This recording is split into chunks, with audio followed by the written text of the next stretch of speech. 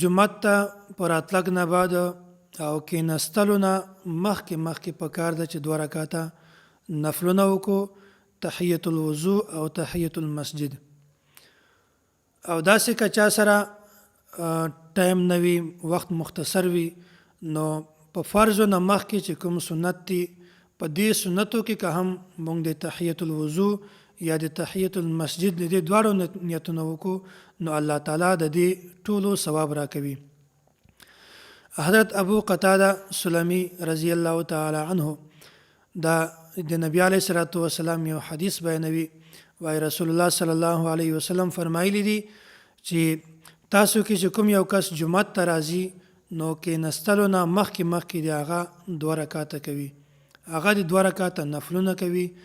نو که چیرته یو کس داسې وي چې هغه وخت هم ورسره، خو هغه وخت داسې وي چې په هغه کې نفلونه نه کېږي، مثلا سحر لمونځ چې کومه ده اذان نه بعد مانځه نه مخکې د وخت کې صرف 2 رکعاته سنت تاسې کولی شئ، نور نفلونه نشي کېدلی. نو که څوک په دې سنتو کې هم د تحیة الوضو او تحیة المسجد نیت وکړي، نو الله تعالی به د دې ټولو ثواب ورکوي.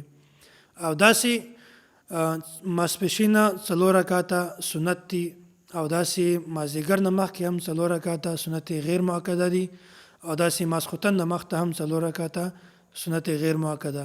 که په دې کې هم د تحیة الوضو او د تحیة المسجد نیت وکړي، نو الله تعالی به د دې ټولو ثواب درکوي. او جومات ته چې راځئ تاسو په زوټه باندې سلام مه کوئ. جومات کې بعضې داسې خلک وي چې هغه په تلاوت کې مشغول وي، او بعضې داسې خلک وي چې هغه په ذکر کې مشغول وي. نو د قاری په تلاوت کې او د ذاکرینو په ذکر کې بیا خلل راځي. البته که چیرته داسې کس وي چې هغه نه ذکر کوي نه تلاوت کوي، یا ته ناست وي او تا سره په څنګ کې خوا کې بل کس وي چې هغه نه ذکر کوي او نه تلاوت کوي، نو په سلام کولو کې بیا هیڅ قباحت نشته. زه خپل استاد محترم حضرت مولانا محمد الیاس ګومن حفظه الله سره په ګوجرانواله کې په یو جومات کې وم.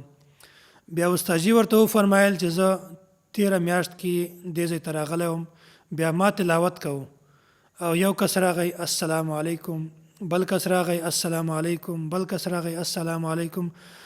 د مانځه پورې چې څومره وخت دا ټول وخت کې وای ما تلاوت نه وکړو او صرف مې تاسو ته د سلامو جواب درکاو.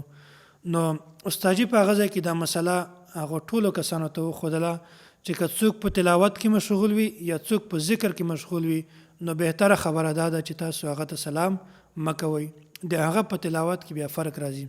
حضرت ابو هریره رضی الله تعالی عنه د رسول الله صلی الله علیه وسلم دا یو روایت نقل کوي، وایي کله چې تاسو مونځ وکئ په هغه ځای باندې تاسو کینئ او تر څو پورې چې د تاسو اودس نه ماته د هغه وخته پورې فرشتې تاسو ته دعاګانې کوي.